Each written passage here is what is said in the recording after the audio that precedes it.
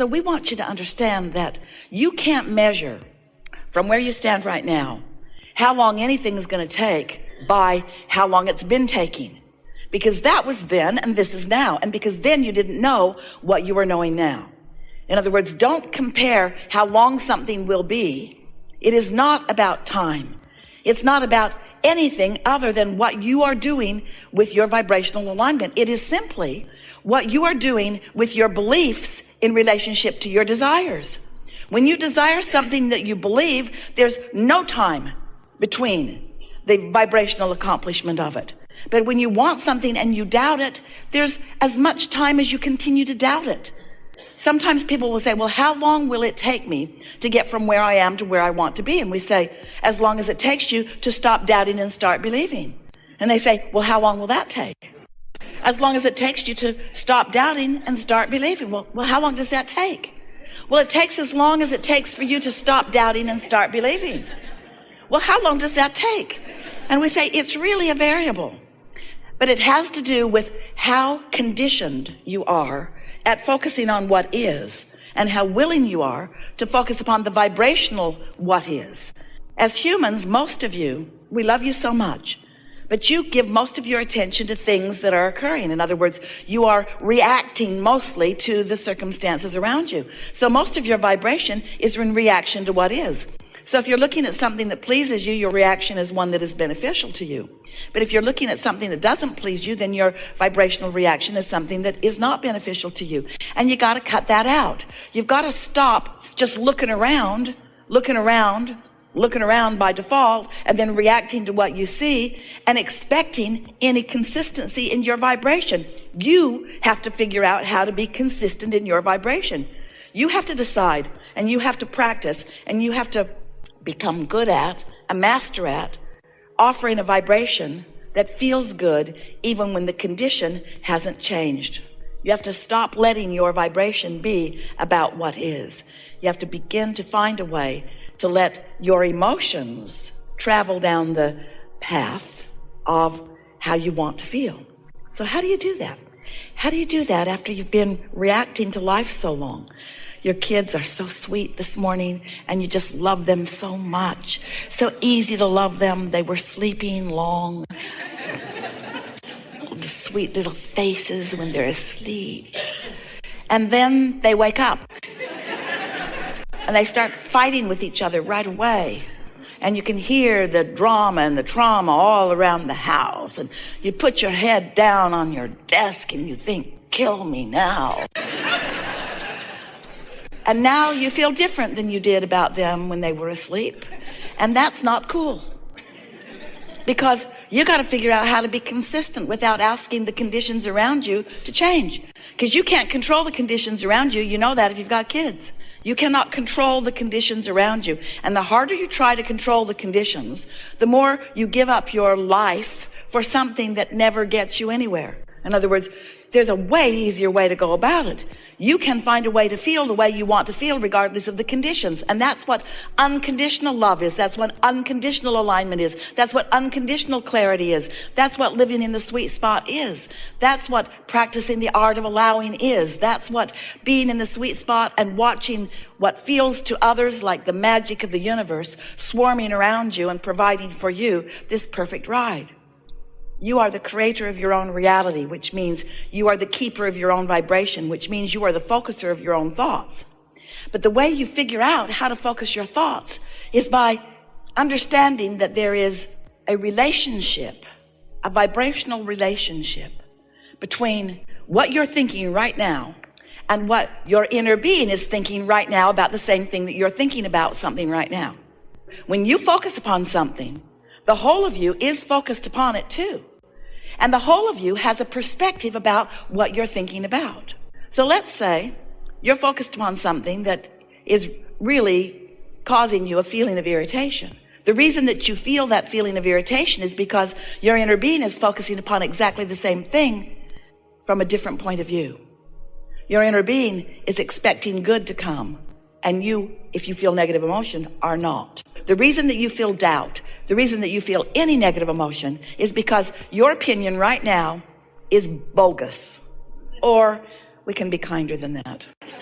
short-sighted or stupid. No, we can't. No. Your perspective right now is different than that of your inner beings. Now, we're playing with you. We don't want you to feel critical of yourself, and we certainly are not feeling critical of you, because you live in this time-space reality, and law of attraction is managing everything around you. So if you have some momentum going that is causing you to feel some negative emotion, you're not going to stop it all of a sudden, because law of attraction will not allow it. Whatever you've got going on vibrationally, the law of attraction is bringing you more of. So law of attraction works tremendously to your advantage and tremendously to your disadvantage, because it responds to whatever it is you've got active within you. But it also responds to whatever your inner being has going on actively too. For example, if life has caused you to want more prosperity, your inner being is focused upon that prosperity, and not just believing it, but knowing it absolutely. So as your inner being is focused upon the prosperity that you've carved out and asked for, if you're focused for some reason on some event that makes you feel shortage consciousness, then there's a vibrational variance right here, right now, on the same subject, because your inner being believes, knows your financial abundance, and right now you don't. And you're feeling the negative emotion that is evidence to you of how much your inner being believes. Do you like the way we said that? That's evidence of how much your inner being believes. It's also evidence of how much you don't believe, but that's not the part we want you to focus upon. We want you to focus upon how much your inner being believes in your autonomy, in your prosperity, in your ability to thrive on your own. Because each of you are extensions of source energy. And source energy is raining down around you and upon you and for you on your behalf blessings of indescribable proportion and nature.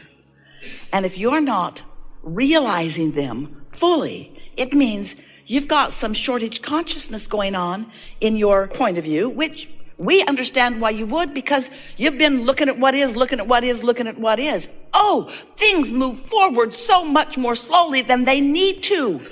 You could clean up your vibration and shorten that gap of manifestation. And we wish that for you. We don't want you to wait so long for something that it's hard to remember how much you want it. We don't want your desires to feel like disappointment to you. We want them to feel like the fresh idea that they felt like when they first occurred to you in the beginning. So, very briefly, we want to remind you that you were source energy before you came into this physical body. And even though a portion of your consciousness is projected here into the personality that you know as you, the larger part of you still remains non-physically focused and holds a vivid personal perspective of you and yours. So here you are in this physical body, doing what you came to, out here on the leading edge, sifting and sorting and coming to your personal important preferences about what you want. So you know what you don't want, and you know what you do want, and you know what you don't want, and you know what you do want, and you know what you do want, and you know what you don't want. And you're carving out of this contrasting experience your idea of how life would be better for you. And so you are creating, adding to this vibrational reality, and the source within you loves the ideas that you are sending forth and stands in the vibrational beingness of every evolutionary idea that you flow forth.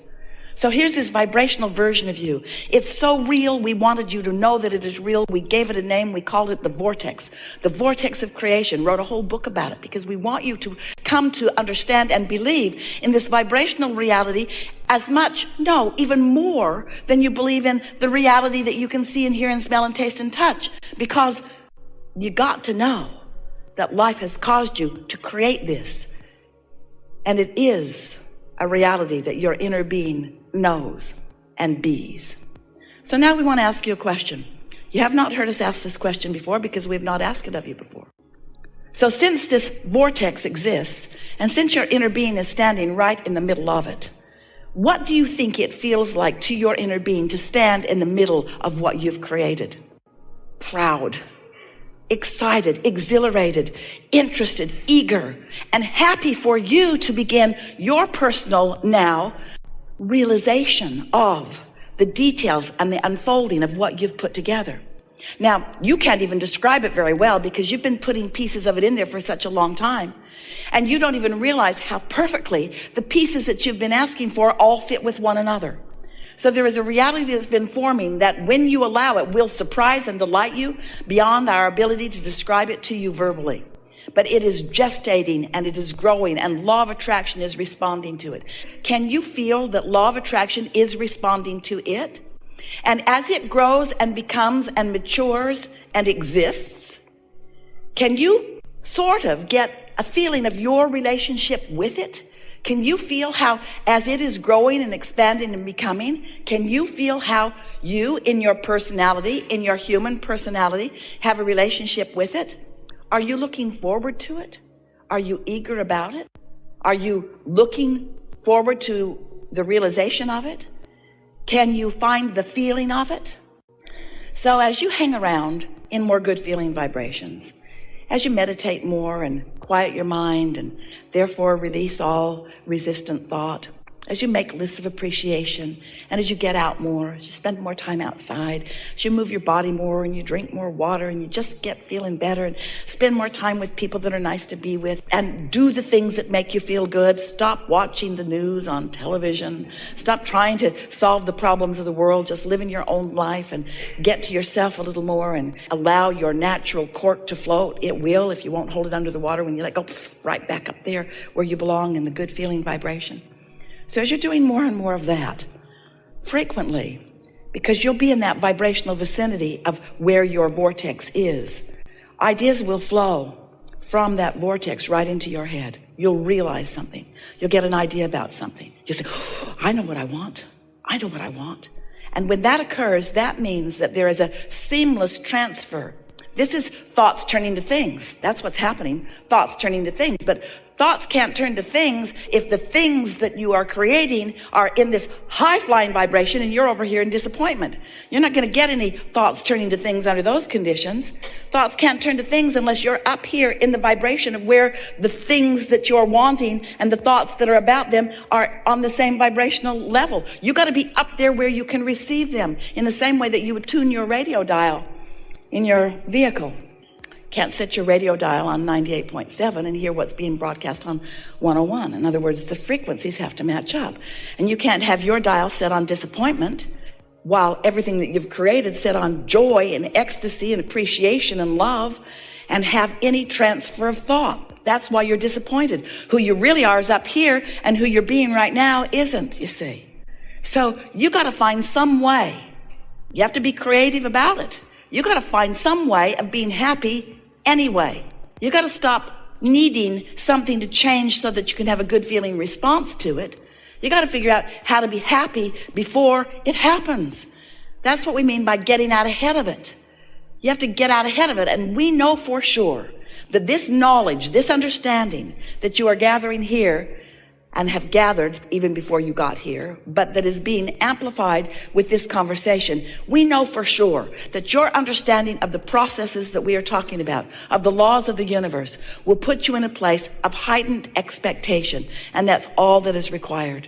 Just a little shift in your expectation will make the difference between what manifests and how long it takes to manifest. So it sounds to you a little bit like we are eager for you to have manifestation of the things you want. We hear you say to us, Abraham, all right, I'll accept your version of the vortex. I can't see it or hear it or smell it or taste it or touch it, but I believe you, sort of. I'll accept that it's there, but just tell me, how can I get my money out of the vortex and into the bank? How do I turn those vibrations into thoughts and those thoughts into things? And we say, this is how. You find the feeling place of what you want. If you're wanting an extra $2 or $3 or $4 or $5 or $6 or $7 or $8 or $900,000 and you want it like right away, it's not likely that it's going to land in your bank account by the end of this gathering. But by the end of this gathering, you can have accomplished a feeling of prosperity. And if you can accomplish a feeling of prosperity by looking at the abundance that is evident in your life, both the financial abundance and the lifestyle abundance, and the ease abundance, and the clarity abundance, and the friendship abundance, and the magnificent planet abundance. In other words, there is so much abundance that you could focus upon, or you could just stop, and this is the thing that we want you to understand, what unconditional love and unconditional clarity and unconditional alignment, what they are all about, is much simpler than trying to find conditions that line up.